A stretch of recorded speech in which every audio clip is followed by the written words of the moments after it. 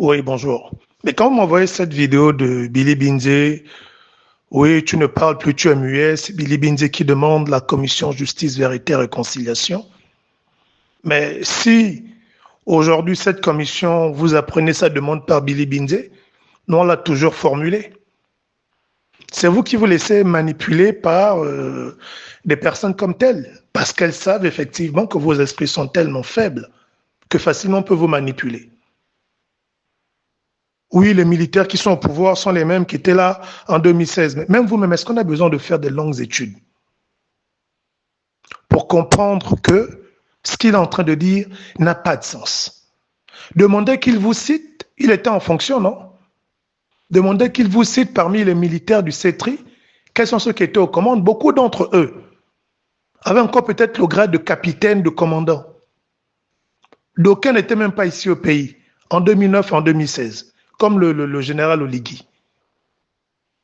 Quels sont ces militaires du CETRI que lui, à l'époque, membre du gouvernement, porte-parole de la présidence, peut vous citer que parmi les membres du CETRI, là, voilà tel militaire qui était en fonction au moment des événements de 2009 et de 2016. À vous-même, essayez un peu de réfléchir. Quelqu'un vient jouer avec vos émotions et vous osez m'envoyer pareille vidéo. Je suis désolé de vous le dire.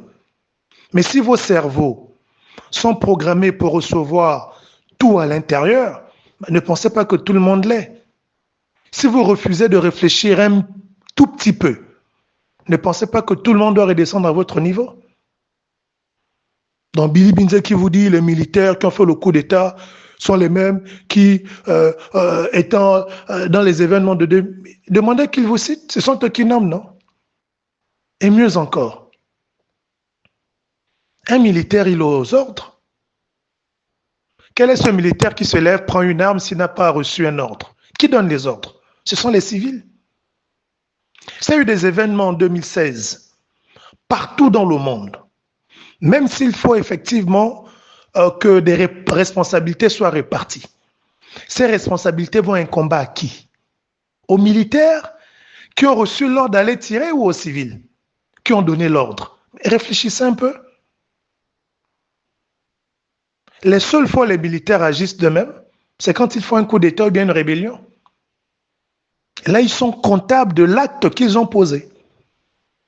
Mais le reste des fois, ceux qui sont responsables, ce sont les donneurs d'ordre. Mais réfléchissez. Et vous m'envoyez ça avec des commentaires du genre. Moi, je l'ai dit haut et fort, et je continue de le dire.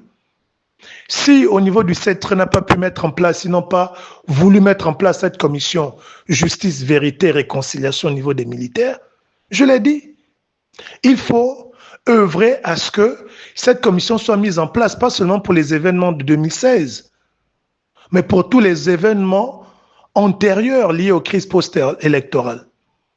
Parce que ceux qui sont morts dans les années 60, en remontant, ne sont pas moins importants que ceux qui sont morts en 2016. Et c'est pourquoi je dis, si au niveau de la Constitution, comme je le demandais, cette commission n'a pas été actée ou au niveau du dialogue, mais ce n'est pas pour autant qu'on va baisser les bras. Si on arrive à avoir un Parlement qui est suffisamment patriote, qui est moins pédégiste comme celui d'aujourd'hui en transition, la responsabilité reviendra à ce dernier-là de prendre une loi pour mettre en place cette commission. Mais je suis surpris de constater qu'on vient jouer avec vos émotions. Une personne qui a contribué à